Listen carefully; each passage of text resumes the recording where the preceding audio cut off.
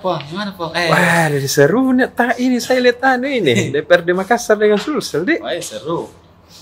Jadi Iya. DPRD Makassar ini pun pertarungan comeback sebenarnya. Iya. Setelah Golkar kehilangan 1 musim atau 5 tahun ini kursi pimpinan ketua DPRD, kini di pemilu 2024 Partai Golkar sangat berpeluang menjadi ketua DPR lagi di Makassar.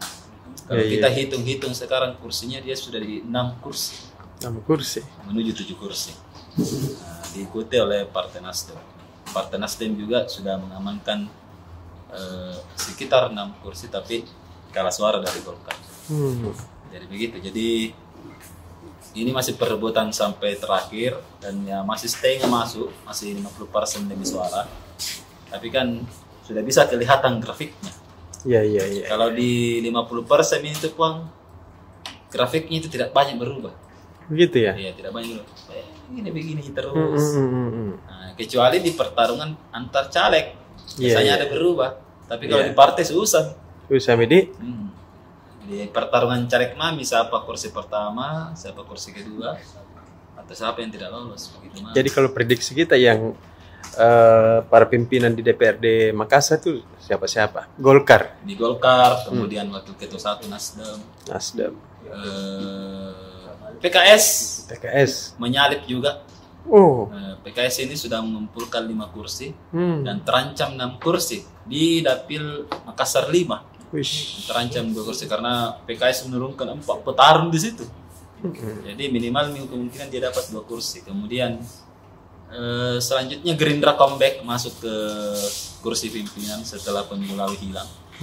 Jadi memang ada juga berkahnya saya lihat ini Prabowo menang, Gerindra bisa kembali lagi masuk ke gelanggang pimpinan di Kota Makassar.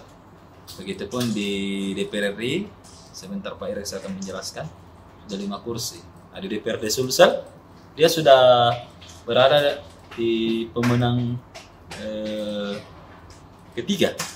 Nah, kita lihat saja perhitungannya apakah Partai Golkar mampu dikalahkan atau tetap Partai Golkar. Tapi kan untuk perhitungan saat ini Partai Golkar di DPRD Sulsel itu nampaknya tumbang setelah 10 kali pemilu atau 50 tahun Partai Golkar tumbang oleh anaknya sendiri, Partai Nasdem. Kalau kita ke belakang kan Nasdem itu didirikan oleh Surya Paloh. Iya. Surya Paloh ini kader Golkar dulu. Kadernya Soeharto.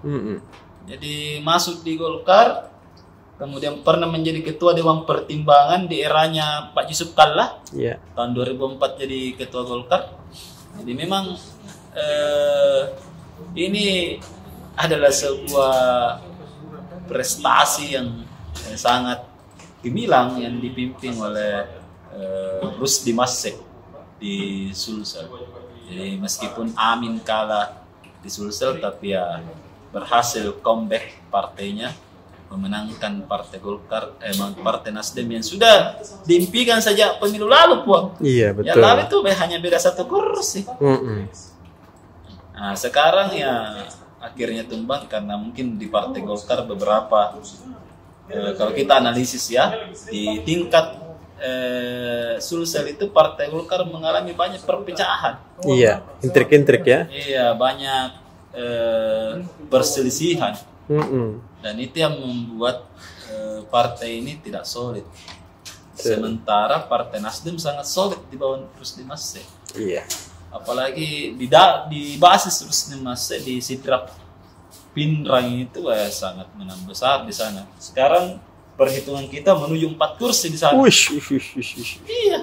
Dari berapa kursi? Dari 9 kursi pun. Nah, jadi ini yang menjadi menarik pertarungan pemilu kali ini karena Partai Nasdem mencetak sejarah mengalahkan Partai Golkar yang 10 kali pemilu atau 50 tahun terakhir tetap menjadi penguasa, akhirnya tumbang di tahun 2024 ini. Iya. Ini sebuah sejarah. Katanya salah satu profesor di Sulsel itu rekor itu bisa dipecahkan. Tapi sejarah sulit untuk dipecahkan karena satu kali. Oke Kakak Cin, terima kasih.